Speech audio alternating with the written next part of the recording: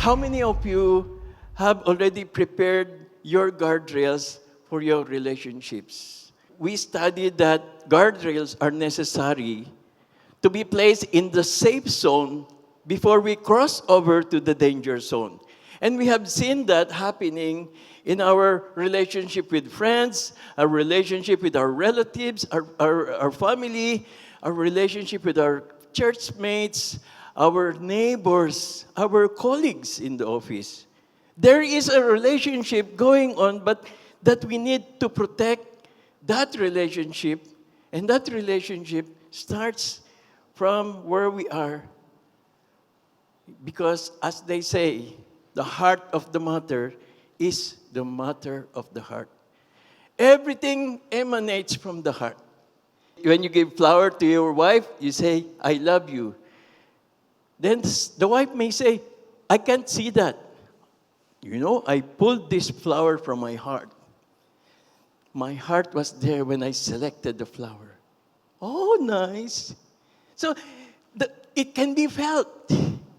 What is in the heart can be felt. So may I tell you that the title of this conversation today is Heart Matters. Heart is very important. You think that it's a small part of our hearts, it's a small part of our body, but it is very important to God. Jesus said that for out of the heart come evil thoughts. So he enumerated some of them. Murder, adultery, sexual immorality, theft, false testimony, and slander. Maybe there's more. If you can add to this, then they're all part of those that comes from the heart. So we have to be careful about that. Why? Because God blesses the pure in heart. And this is one of those things that he mentioned in the Beatitudes. If you have pure heart, you can see God. And that means only those who have sincere hearts, pure hearts, will be able to recognize godly gestures, godly statements. It is also the thing that should come out from us. Brother Steve last week reminded us that the integrity of our guardrails is only as strong as our relationship with God. And that is true. And he mentioned the examples of Daniel and his three friends, Shadrach, Meshach, and Abednego. And they showed how firm they are in their relationship with God. Such that any turmoil, any challenges placed upon them, they will stand firm. And they did. So God was pleased with them. God honored them. This is still also something that we need to show because individually we are accountable to God. What is in our hearts, God can see that. And God can use that in our relationships. Andy Stanley said in his video that our behavior will eventually mirror our hearts. That means what is in our hearts eventually will come out. And that's why we say, parang may hugot ka. But it will come out. It will show out. It will manifest. That means the condition of our hearts dictates our conduct. The way we will behave emanates from what is in our hearts. So let us be careful. Let us see to it that it is God who is in us. Okay, so we will study today one passage in the Bible, in the Old Testament. This is old, as it is old, but this is always discussed, this is always taught and preached to people because it will show us different attitudes of different people since long ago. We have studied that in Genesis 3, Adam and Eve sinned against God. And what happened to them? They were evicted. They were sent out of the garden because they do not belong to that area. This is exclusively for those who are pure in heart. So they were evicted. May hugot ngayon si Adam and Eve. But in Genesis 4, we also know that They bore the first son, they bore the first brother, and then there was a first family. Just the four of them at that time. We should know that there was sin during the time of Adam and Eve. They would like to parry, they would like to control, but they could not. Because we can only master sin when Jesus is our master. We don't have any capability to master sin, to control sin. You may have an experience in telling God, surrendering to God, Lord, how come I feel this way? So how come, Lord, I wanted to get angry, but I cannot because I know He is also your son. That means somebody who have surrendered his feelings to God because God is his master, Jesus is his master. He is the person who can stay away from sin because Jesus is our master. But we can only master sin when Jesus is our master. So, in the book, in chapter 4 of Genesis, it says that Adam made love to his wife, Eve, and she became pregnant. How many of you can imagine being pregnant? I myself, I cannot. And during this period, giving birth to a son without any obstetrician, without any anesthesia, without any nurse aid, without any hospital, giving birth to Cain, si Eve has a different emotion. Maybe that's true. Paano kung manganganak and everything. But giving birth to a son to Eve is something that is overwhelming. Because he said that with the help of the Lord, I have brought forth a man. Wow. We don't know where Eve is coming from. That's the reason why she said this statement. But she remembered, that is the reason why she was so excited in giving birth to a son.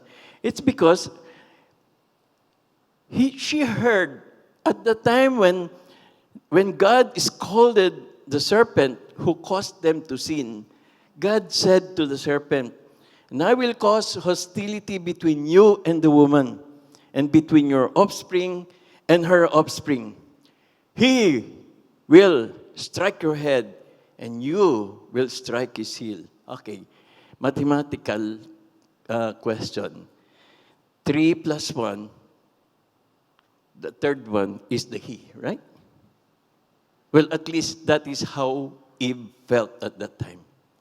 God is going to vindicate us. God is going to save us. And He will bring forth that person who will strike the head of the enemy. And we will be vindicated. We will be saved from our sin. That is where she's coming from. So she named Cain the acquired one. That is why she said, with the help of the Lord, I have brought forth a man. That's the person God was referring to. That's the person that God wanted to give us to crush the head of the enemy. And I own it. I have it. So she may be thinking that, I got it. This becomes a first statement of God giving His promise of redemption to His people. So the theologians call this the proto-evangelion, meaning this is the first declaration of the gospel in the Old Testament. Noon pa, God was planning to save His people. Long time ago, long before Adam and Eve, God has already a plan to save His people. But a story has to happen. There should be a man. There should be a woman. There should be a child. After a while, we don't know when, she gave birth again to another son. Oops! What will I name this son? I may have mistaken. I called Cain the acquired one, the one that God has promised. What will I name my second son? She named him Abel. Abel means vapor, mist. Maybe it's a foretelling that this child may not stay long. he may live a short life. And it's true. We have read the story. After a while, Cain killed Abel. So short-lived nga siguro, because we know the end story.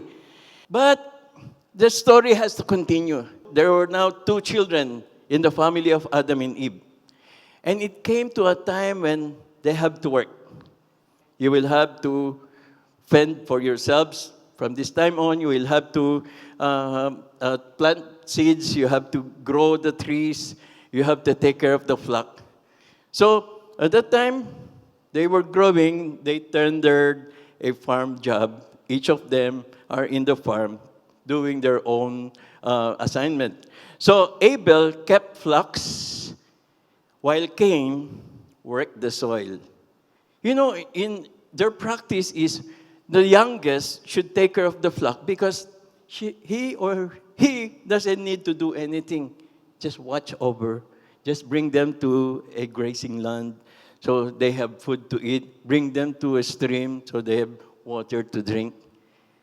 That lazy, but it's not that easy.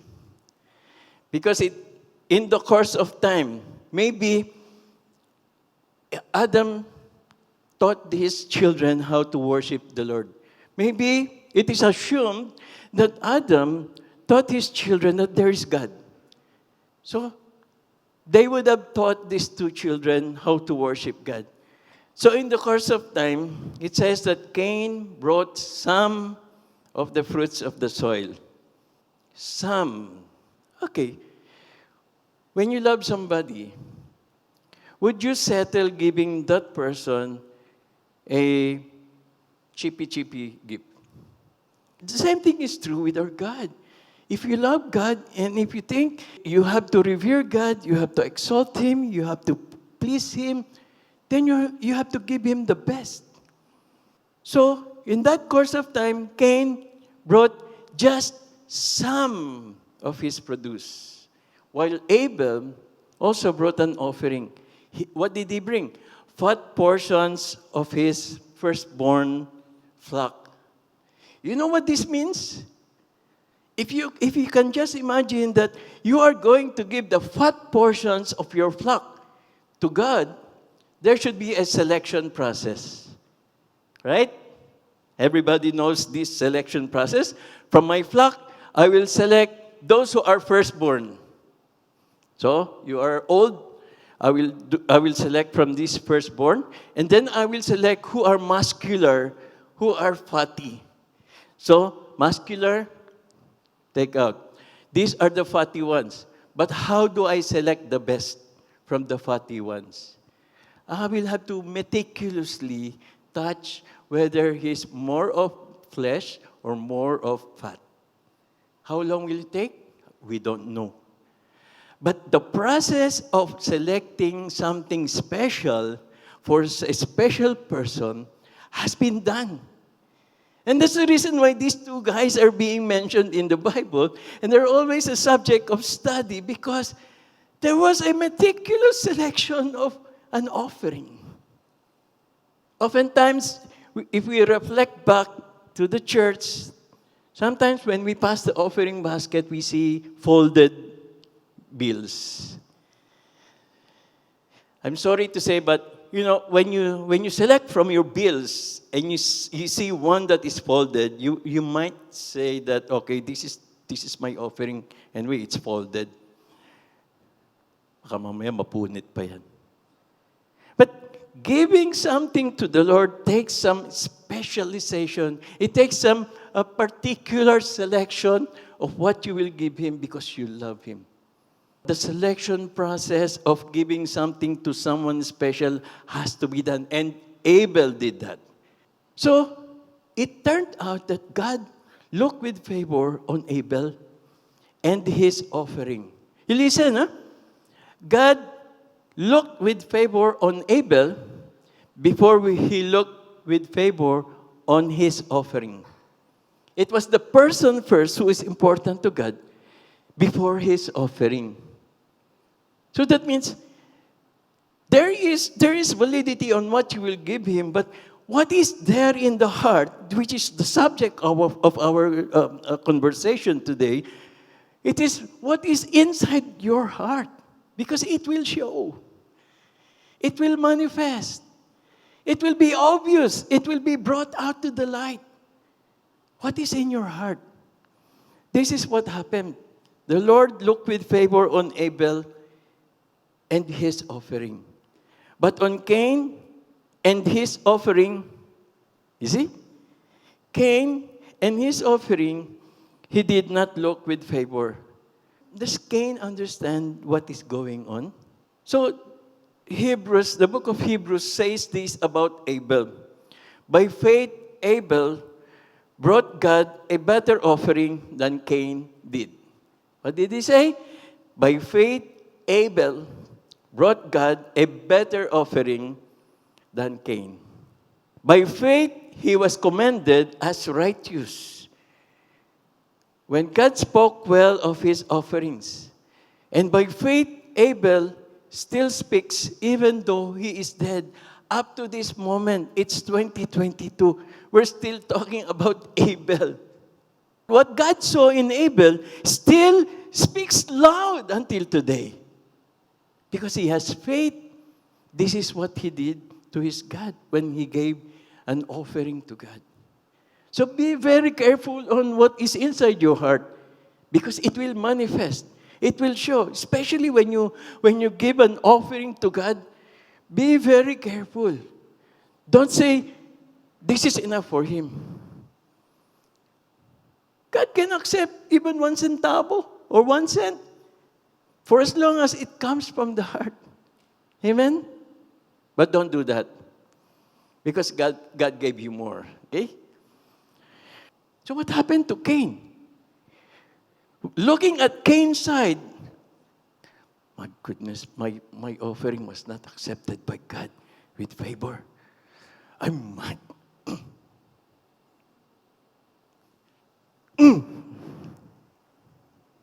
He was very angry and his face was downcast. Why? Because his offering was not taken with favor by God. Was it his offering? Does God favor more on steak? Does he like adobo more than pakbet? No. Remember, God looked with favor on Abel and his offering. It was the person first that he looks favor on before the offering that he brought. But it caused an effect on Cain. He was so mad. He was very angry. Then the Lord said to Cain, look at this, brothers and sisters. Look how good, how kind, how compassionate our God is. He went back to the person who is angry. He said to Cain, why are you angry? It's different from a parent who's about to scold his son or his daughter. Bakit ka galit? No. God approached Cain carefully. He said, Cain, why are you angry? Why are you? Why is your face so downcast? Parang isang bakol yung mukha mo. Anong problema mo? Do you see God approaching you this way? Have you had an experience that God approached you this way? He showed you how compassionate He was? Kahit nagkasala ka? No matter how many times you made wrong, God's grace is available to you. But Cain is so angry. His face is downcast. And he has to be approached by God. And then God says, if you do what is right, will you not be accepted? What does this mean? Cain, do you hear that there's a chance for you to become better? How do you know your God? Is your God a tough God that when you make a mistake, He will just whack you and everything? No. God will approach you. Look what He did to Cain. If you do what is right, will you not be accepted? That's the issue, right? His offering was not accepted by God with favor. That's his issue. But then I have to turn it back to you, Cain. if you do what is right, will you not be accepted? But if you do not do what is right, Cain, I have to warn you, sin is crouching at your door. It desires to have you, but you must rule over it. What is God saying here? Cain, you have to be careful. If you do not want to do what is right, there's a lion waiting outside your door, and he's waiting to devour you. Let's be frank with each other. When we make a mistake, don't you feel that you entertain wrong ideas than godly ideas? You entertain more your anger. You ventilate your anger more than what you are supposed to do that is right. For those who have the experience, you can have a good testimony about your God, that your God is a gracious God. He's full of grace, that whatever mistake you do, He is there to give His grace and wrap His arms around you and bring you back to the flock. But then Cain had a different approach. He misunderstood what God was doing. Sir, I'm mad. I'm angry. You know, if a person does that, he doesn't listen to anything good. Relate? Right? Galit. But God is coming to you nicely with a blessing. God is coming to you with all grace to bring you back. If you do what is right, will you not be accepted? So there's a chance for you, Cain. Next time you offer, do what is right. Correct? But did he take it that way? The book of James say that evil desire and is enticing you during this period. Then after desire has conceived, it gives birth to sin. And sin, when it is full grown, gives birth to death. What did you accept from God? Is it the anger? Continue your anger? Or take the grace that God is offering you? Remember, sin is crouching outside your door. The lion is waiting to devour you. So what's your take? Which one will you take? God's grace or ventilate your anger? So the story continues. Now Cain said to his brother Abel, let's go out to the field. Remember that Abel and Cain have a different workplace. So this time, Cain invited Abel to go to his office, if you may call it an office. Okay? Wow! The younger brother says, wow, Kuya is going to bring me to his office. At last, I can see his office. I can enjoy what he sees every day. He lured Abel because next time, while they were there in the field, Cain attacked his brother Abel and killed him. It was a trap. But did Abel know that it was a trap? No, he was just enjoying God's favor. I have this relationship with my God, so He will take care of me. Okay, I will go with Kuya. What was brewing inside Cain's heart? That is the topic of our discussion today because it is what is in your heart that will come out, that will have a negative result to others. Because we're talking about guardrails that will be placed in our relationship with others, with our relationship with our wife, with our loved ones, because this will affect that relationship. And Cain was not careful about his relationship. So he attacked his brother.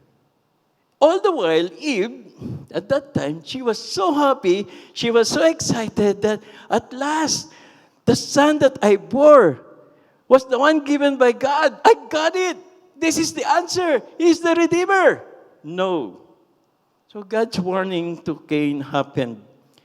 Sin encroached Cain. Sin captured Cain. In Cain's heart, he brewed anger. Wala siyang ibang in-entertain, kundi yung anger niya. And that anger gave birth to hatred. Siyempre, pagka ganun, galit. Kaya mag-ingat kayo. If your wife or your husband is angry, give him ice cream. Just give him ice cream to cool him down. And hatred resulted to the first murder. So the result is that the hope for Redeemer, we are hoping, and Eve was hoping, that her son is the Redeemer who will crush the head of the enemy. The hope for Redeemer turned out to be the murderer. Sadly, that person did not listen to God. He did not entertain God's counsel. He never take anything good coming from God anymore. He is blinded. He is deaf. He doesn't care for anyone. He doesn't care for any relationship or for any guardrail to do. He killed his brother. And now he becomes the murderer.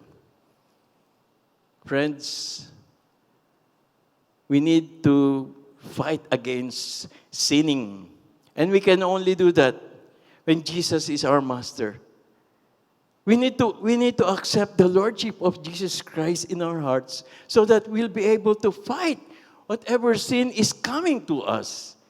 He will be the one to remind us that, hey, open up your mind. You're doing wrong. You're going wrong. You're going the wrong way. But you have to listen.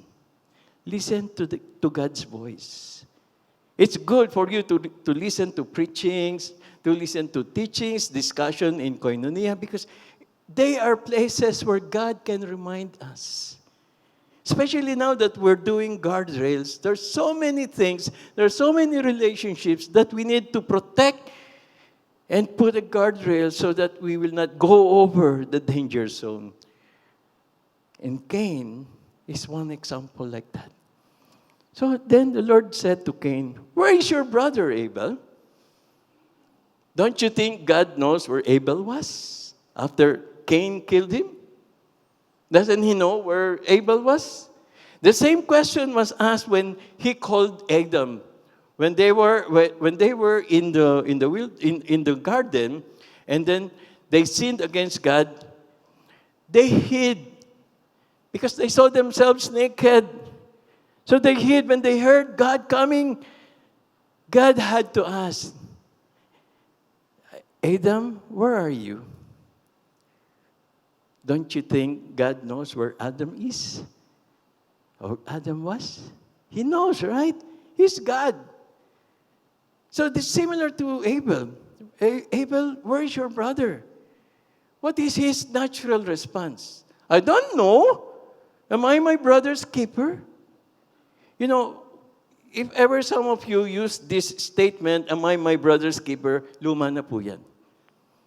It has been there since the start, since the beginning. Don't use that anymore.